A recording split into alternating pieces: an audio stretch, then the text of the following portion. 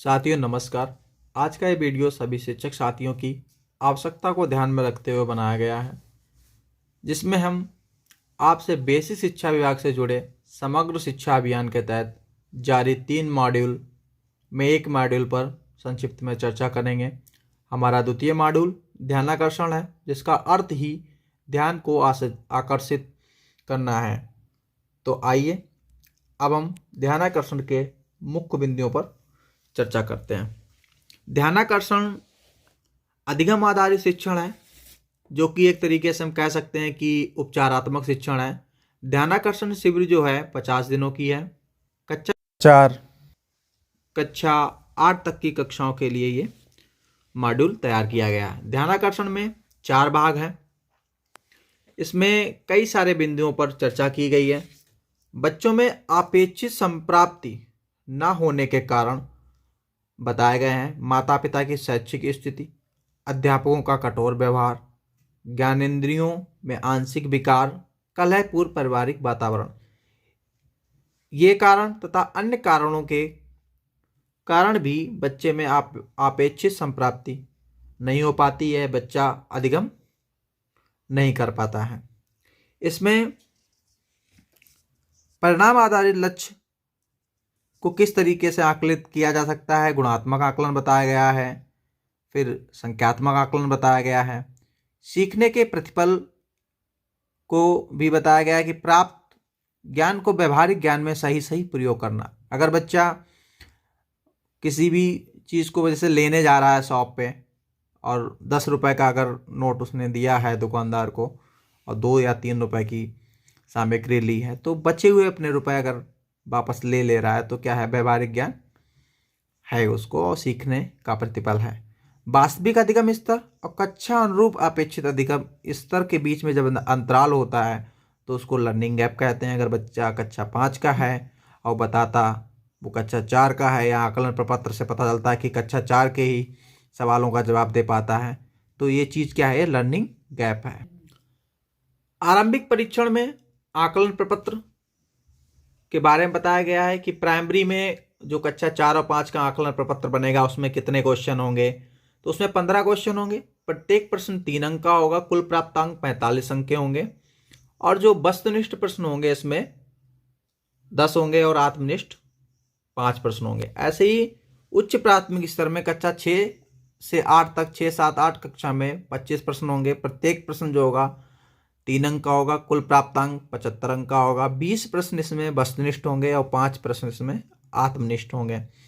इसमें जो वस्तुनिष्ठ और आत्मनिष्ठ प्रश्न होंगे, यानी कि जो 25 प्रश्न होंगे, उसके बारे में बताया गया कि 25 प्रश्न कैसे कैसे होंगे।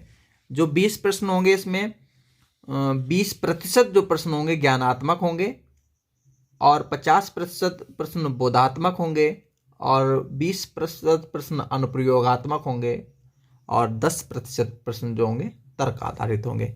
इसमें प्रश्नों की जो संख्या है वो जरूरी नहीं कि 25 या 20 ही हो, लेकिन जो प्रश्न का पैटर्न रहेगा वस्तुनिष्ठ और आत्मनिष्ठ दोनों प्रकार का ही रहेगा। जिस समय प्रश्न पत्र आकलन प्रपत्र बनाया जाएगा उसी समय आंसर की भी तैयार कर ली जाएगी शिक्षक के द्वारा।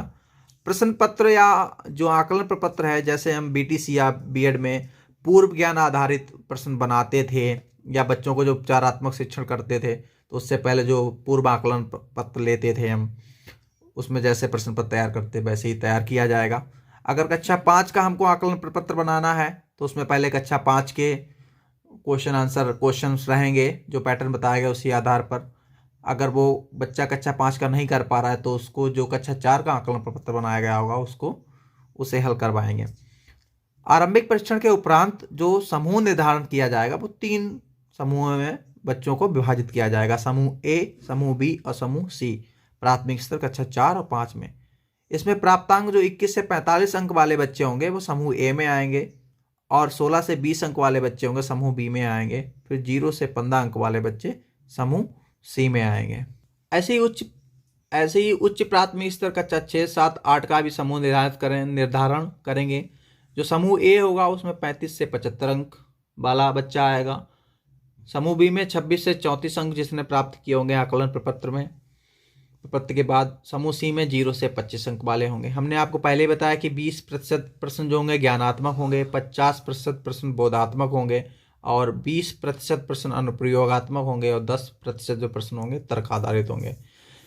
रचनात्मक आकलन के बारे में बताया गया है कि बच्चों की प्रकृति का सतत आकलन है ताकि समय रहते समस्या व तकनीक का निराकरण किया जा सके।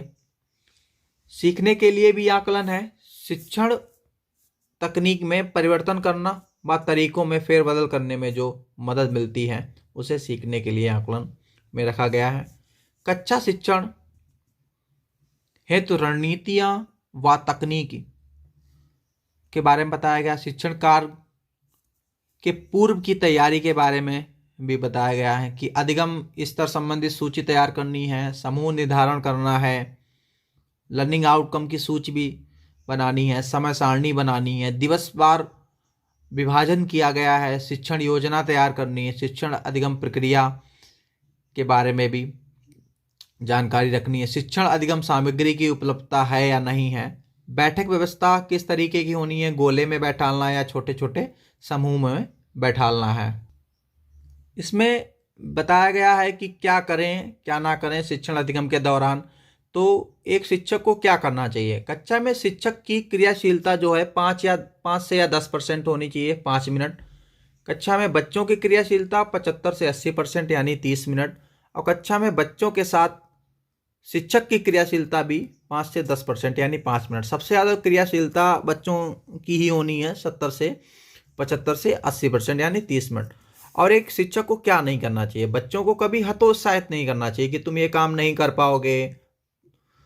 ऐसे ही बच्चों में भय नहीं पैदा करना चाहिए कि नहीं ये काम कर लोगे ऐसा हो जाएगा, या तुम गणित नहीं पढ़ पाओगे, गणित बहुत कठिन होती है। जो भी सब्जेक्ट के बारे में बच्चों के अंदर जो भय पैदा हो जाता है, भेदभाव नहीं करना चाहिए और गलत शब्दों का प्रयोग नहीं करना चाहिए। इन सब बातों से बच्चों के अंदर नकारात्मक इफेक्ट पड़ता है।